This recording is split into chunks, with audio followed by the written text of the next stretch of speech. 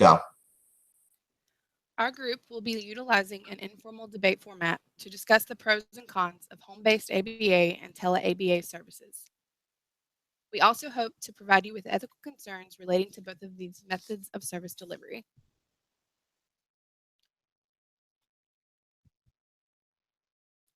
Research has proven that early intervention improves outcomes for children with autism spectrum disorders as well as other related disorders. As the rate of those diagnosed with autism increases, the demands for qualified personnel to provide ABA services has also increased.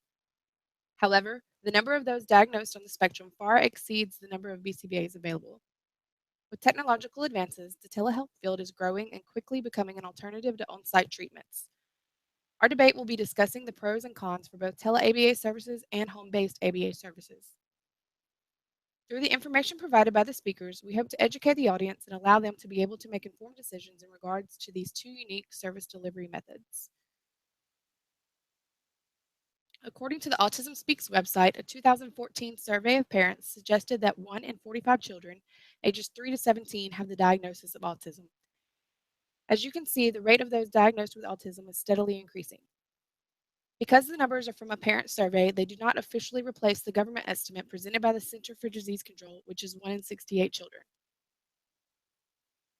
As of the CDC's 2016 report, this number remains unchanged. Increased awareness and recognition of ASD, as well as improved diagnostic tools, are contributed to the increase in these numbers. Regardless if the increase is due to better diagnoses or simply an increase in cases, more children will need services.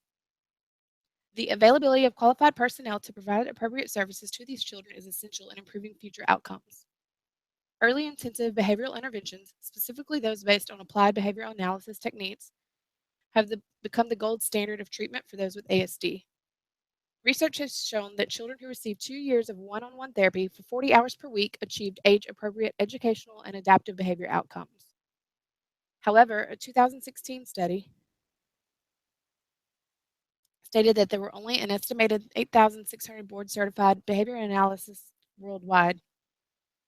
The following visual also shows the prevalence of BCBAs in regards to each state's population. As you can see, the number of children diagnosed with ASD greatly exceeds the number of qualified personnel to provide services. The challenge is now to see that all of these children have access to the services they need and deserve. Unfortunately, there are other potential barriers to receiving the needed services. Johnson and Hastings identified several barriers such as lack of resources or staff, cost, inflexibility of program and disruption to routines, as well as family constraints such as other children or perceived lack of time and knowledge. In-home therapy as well as telehealth modules are two possible ways to counteract these limitations. Our group will attempt to provide the audience with pros and cons associated with these two treatment settings. Also, these settings may pose unique ethical concerns that we will attempt to address as well. We will first begin with the pros of tele-ABA. To get an understanding of tele-ABA, please watch this video.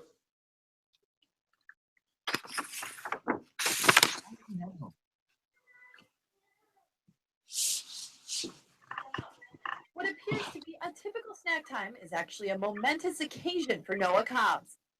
He sits at the table now every day for breakfast, Whoever's lunch, here for dinner and sits at dinner. the table. No, I need help. Noah is autistic, and many of the skills children his age take for granted, like talking and eating, are daily challenges for this vibrant 6-year-old and his parents.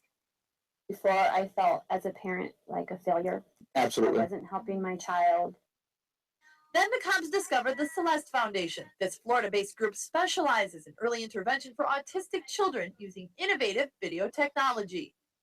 Through intervening early and often with a young child and teaching parents and caregivers and persons in their lives how to best cope with the challenges and the behaviors that occur.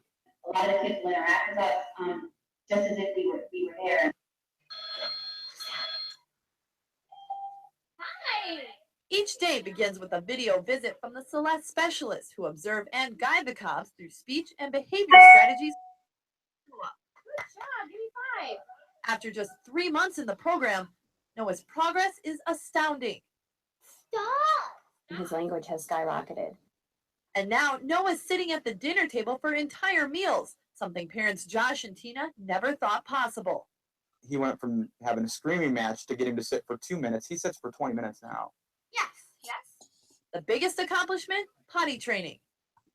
And he told me for the first time he had to go potty. For me, that was like the biggest thing. And I got on the phone and I called Josh. I said, you'll never guess what Noah did. There. Celeste professionals say results like these are possible thanks to their unique approach. Particularly for those families who can't get services delivered to them. Families who live in rural areas or where services just aren't afforded to them. When you're able to do it in your home when it's most needed and apply it when it makes the most sense, kids tend to learn much faster then, and certainly parents have more opportunity to practice their strategies too. For the cops, having professionals in their home on a daily basis has given them a newfound hope. Now I really feel that I'm helping him, and he's benefiting from my interaction with him, and he's actually enjoying it. The Cobbs are just one of many families who live in rural areas where there isn't a population base to support the range of specialist services that some people need access. Telehealth allows experts in a specific field to provide real-time training, consultation, and delivery of these services in remote areas. As we heard, the Cobbs found the benefits of tele-ABA, or applied behavior analysis, extremely beneficial. As parents, our goal is to provide the best educational services for our children. For parents with a child with ASD or autism spectrum disorder, finding the best services can be challenging. As more professionals become credentialed every year, technical advancements such as telehealth can offer alternative to services provided in person that may increase access to individuals with autism spectrum disorder or ASD to experts, such as behavior analysis. The goal of remote consultation is to offer support and parent training to monitor, train, and teach the parent how to run his or her own ABA therapy program while under the guidance of a board-certified behavior analysis, a BCBA. Tele-ABA is also utilized within our own communities as an additional academic alternative for parents who do not wish to receive ABA services in a center-based setting, but in their homes. Telehealth has many advantages, including its cost-effective, accessibility, and flexibility. Such characteristics make it possible for services to be provided across the country and perhaps the world. Telehealth became more feasible as access to technical with the expansion of technology among the population. This holds especially true today, as over 83.8% of U.S. households report computer ownership, with 78.5% of all households having a desktop or a laptop computer, and 63.6% having a handheld computer. On top of the accessibility, telehealth is flexible in such a way that the experts can provide training, consultation, or deliver any services from any location where internet and two electronic devices such as a tablet or a computer are available. For example, the expert may be located in his office and provide services through a laptop computer that is connected to a tablet or another computer located in the client's home. Then the expert can observe and communicate with the therapist, client, or client's guardians via the device built-in webcams and microphones. All in all, flexibility, accessibility of telehealth can make services available to clients who live in remote areas while increasing the amount of individuals with ASD receiving high-quality services. Next, are there any cons associated with this method of service delivery? Let me first state that telehealth services, or more specifically, tele-ABA services, provides access to families that would otherwise be incapable of said service. With the advent of video streaming and live video interactions via online multimedia platforms, the families in remote regions of the country now have access to clinical services in a relatively timely manner. However, limitations do exist and will prevent telehealth services from being more prominent and widespread. Though less ethical but more technical in nature, the first concern discusses how the implementation of tele-ABA services is due to the country's internet infrastructure that provides internet access to millions of Americans at any given moment. Per a report in 2016 from the Federal Communications Commission, the benchmark speed for advanced telecommunication capability is 25 megabits download and 3 megabits upload. The FCC concluded in the report that these speeds continue to be necessary for consumers to fully utilize advanced services that enable these consumers to originate and receive high-quality voice, data, graphics, and video telecommunication. Roughly 10% of Americans, or 34 million people, lack these benchmark speeds and are without access to the advanced telecommunication capabilities. The following graphic further showcases the limited access to these features across the United States. The table from a recent FCC report illustrates the remaining percent of Americans throughout the country and in tribal and U.S. territories that are also without access to advanced telecommunication capabilities. This absence of access is due to the slow and limited deployment of advanced telecommunication capabilities from internet service providers in the areas of the United States that lack the needed networking and technical support for these advanced speeds. This is particularly troubling for the percent of Americans in rural areas of the United States, where roughly 39% or 24 million rural area Americans are without access to advanced telecommunication services. Rural Americans need access to Tele ABA more than Americans in urban areas of the country where more efficient and robust internet access is available. Without access to these telecommunication offerings, families will be unable to procure behavioral services in-home and may be required to have access to other locations that are equipped for that specific level of internet access, such as a university, library, hospital, or community center. Having to utilize these settings to gain access to behavioral services can pose a significant problem with the protection of confidentiality.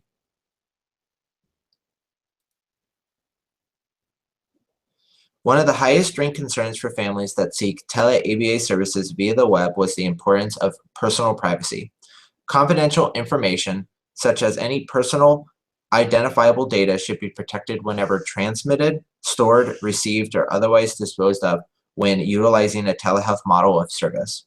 This can be especially crucial when tele-ABA services are provided to families that use communal devices that can be equally shared by other family members or strangers.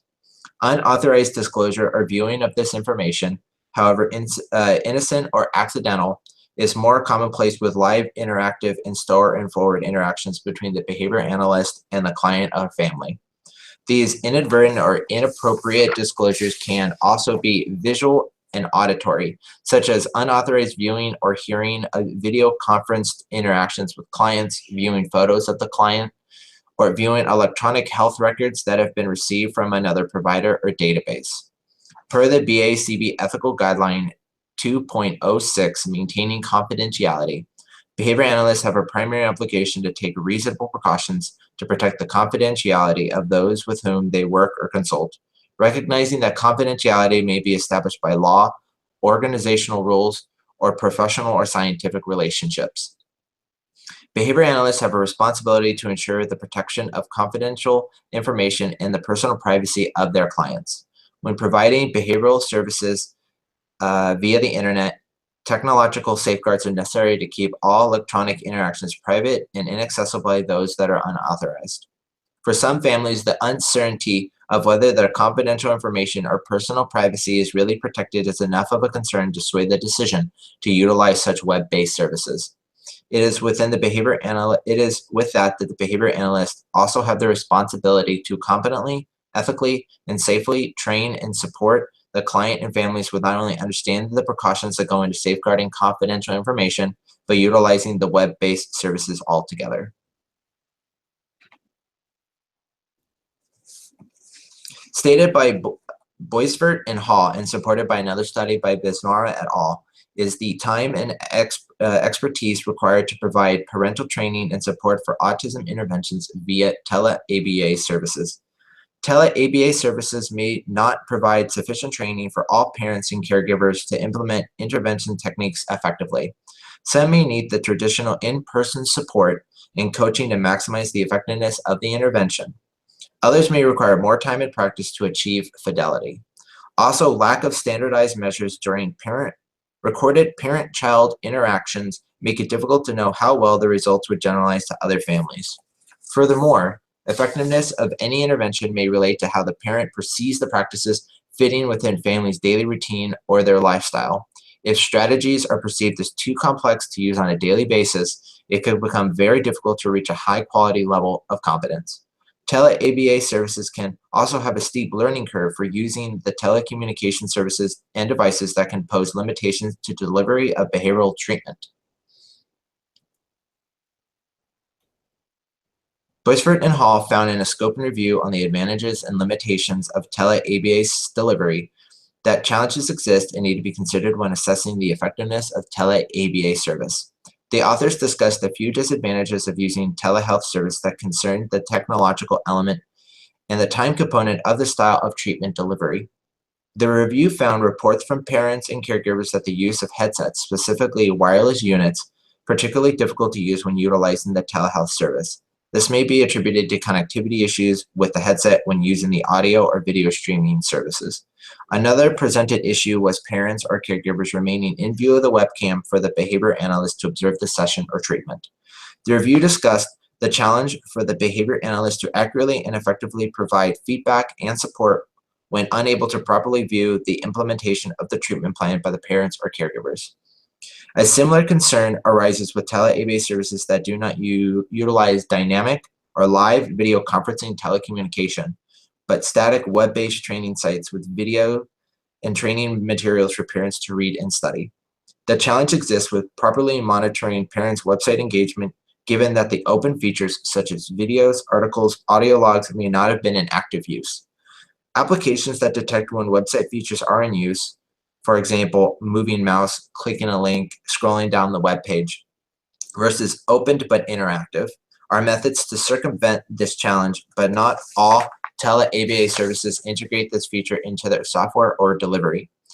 Overall, the behavior analyst has responsibility to advocate for the proper amount and level of service provision and oversight required to meet the defined behavior change program goals per BACB Ethical Guideline 2.09 Treatment Intervention Efficacy. If the appropriate amount and level of service provision and oversight cannot be provided, the behavior analyst has the responsibility to determine the steps necessary to achieve efficacy of the treatment. The final concern for why tele-ABA behavioral service may not be the most effective option is the cost of web-based services. Families will need to have access to a computer, a laptop, and other equipment necessary for telecommunication services, such as internet access, webcams, microphones, and headsets. The devices can be expensive and are also essential to properly and fully utilize most forms of telecommunication service. The behavior analyst has a responsibility to consider additional factors when selecting interventions, including but not limited to efficiency, cost effectiveness, risk and side effects of the interventions, client preference, and practitioner experience and training per BACB Ethical Guideline 2.09 Treatment and Intervention Efficacy. If the cost of the web-based service far exceeds what is reasonable to the family, the behavior analyst is responsible for identifying the steps necessary to advocate for intervention that meets the expectations and budget of the family. Let's also discuss the pros of home-based services. The concept that early intervention services work is not a new one. Many studies have shown the potential benefits of children receiving services even as young as 2 or 3 years old. This is especially true in the case of disabilities like autism, where social skills and interactions may be difficult. Children ages 2 to 3 with autism who participated in in-home early intervention services saw improvement in many areas of focus, including social and communication. Many children who are between the ages of 2 and 3 are not in school yet. Therefore, it may not be considered a least restrictive environment to bring the child to a therapist's office to receive services. If we are following Ethical Compliance Code 4.09 for least restrictive procedures, we will be ensuring that the client is receiving the best possible services in their specific least restrictive and most natural environment. Oftentimes, children who are as young as 2 or 3 see the most success when receiving services in their natural environment, which is usually their home. I also have personally worked with older children who had a history of aggressive and self-injurious behavior. In these particular cases, it was safer for the therapy sessions to happen at home versus in an office setting. The families had prepared safe spaces where the client was allowed to go so that they were not a danger to themselves or others. Home-based services allow parents and siblings to actively be involved in and learn from sessions as well. This brings me to my second point of team cohesion. Team cohesion is an important and vitally necessary factor for the success of home-based ABA services. In order for a client to see the most success possible, all of the people in their day-to-day lives need to be aware of and potentially responsible for current interventions. When the client is consistently surrounded by the intervention, and not just during the therapy sessions, they will see greater success and generalization. A home-based team does not look much different from a school-based team or a team based in a therapist's office. The main difference is that there is generally more family involvement. This leads to everyone who lives with the client feeling as if they make a difference. Of course, parents report both positive and negative things about home-based therapies, which is to be expected. However, the pros far outweigh the cons. Home-based services allow siblings and parents and anyone else who may live in the home to join in on sessions and receive training on how to implement interventions when the therapist is not in the home. Many parents report initially feeling hesitant about allowing a stranger into their home, but the initial fear goes away when they are exposed to the benefits of ABA. Parents have also reported an increase in communication skills, which in turn creates a better relationship between the client and their families. This brings me to my third and final point of family and parent training. It is no surprise that the more people in a client's life who are capable of implementing an intervention, the more success that client will see. This also leads to greater generalization of the targeted skill. Of course, this involves parents and family members being trained on how to properly and accurately implement ABA services, and in some cases, take data. This falls on Ethical Compliance Code 2.07, Maintaining Records. With proper training, we can rely on the data from parents as well as the direct therapists. Building a solid team around the family is a key factor to the family's success in implementing interventions. This means finding both BCBAs and therapists who can build a rapport with the family while keeping the ethical codes in mind. The ethical codes are in place to protect us as professionals. In most situations, I have found that families are understanding when I say I cannot do something such as pick up their child on my way to their house for a session or accept a gift due to the ethical codes of my field. This complies with Ethical Compliance Code 1.06 of multiple relationships and conflicts of interest. Finding BCBAs and behavioral therapists who are capable of ethical and respectful choices when it comes to their clients should not be hard, as it is part of the framework of this career field. What cons are associated with home-based services? Home-based intervention, I believe, can be something great for parents who may be working from home, or even parents that may want to be more included in the intervention itself. However, a lot of issues come into place when doing home-based behavioral intervention. For one, I can see this having some ethical issues. Some parents can get a little too comfortable and may always try to ask you to stay for dinner, go on trips with them, etc. This sounds also fun, but this also breaks a lot of ethical codes as well. During this debate, I want to focus on some of the barriers that may be faced when it comes to home-based ABA. First, problems with recruiting and training staff. Shortage of staff and lack of appropriate training for staff is one of the barriers. In order for home ABA to happen, you must have some type of appropriate training to ensure that the client is getting effective treatment. Concerns over obtaining funding from education departments, financial costs of the program, other financial and fundraising concerns is another reason, because treatment is expensive, and without the appropriate funding, you lack a lot of resources. Energy, family constraints is another barrier that is faced, because it puts a lot on some families and may cause family issues as well. Also, problems with negative attitude of the authorities. Taking education authorities to court is a very big deal and expensive. Some practical difficulties, such as disruption to family, invasion of the home, lack of support from the school, teachers lacking interest, and inflexibility of school routines, is a major concern for home-based interventions.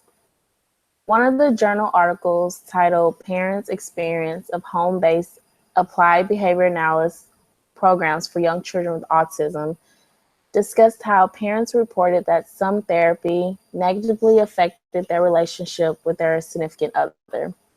For example, being more engaged in therapy or having no time together, as someone needs to constantly gather or update stimuli, and a lot of time spent on programming. So not only does in-home treatment comes with funding issues, lack of training and support from others, but it also puts a big strain on a family. Just going through this journal, it provides a broad outlook on how parent perception can determine the effectiveness of in-home treatment big time. In conclusion, the growing prevalence of those being diagnosed on the autism spectrum has resulted in an increased strain on the behavioral system.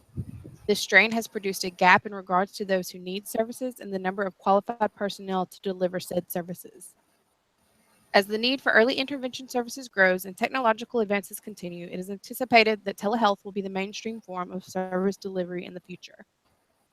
Telehealth has the potential to reach families without regard to geographical location, as well as those that may have a difficult time coordinating traditional services due to scheduling conflicts. Despite promising results, telehealth is still a new field that continues to develop and emerge, therefore certain cautions should be taken prior to training parents or practitioners using this method. In-home ABA therapy provides hands-on, face-to-face treatment interventions. However, many families report having someone in their home not only disrupted their routines, but resulted in a lack of privacy and additional stressors.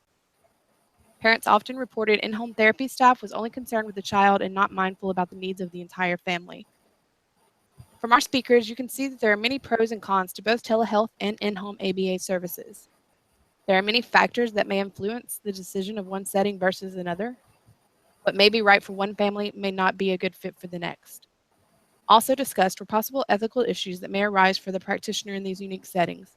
However, since research suggests that parental involvement in the early development of their children is crucial, it is important that research continues to examine the effectiveness of training programs across all settings.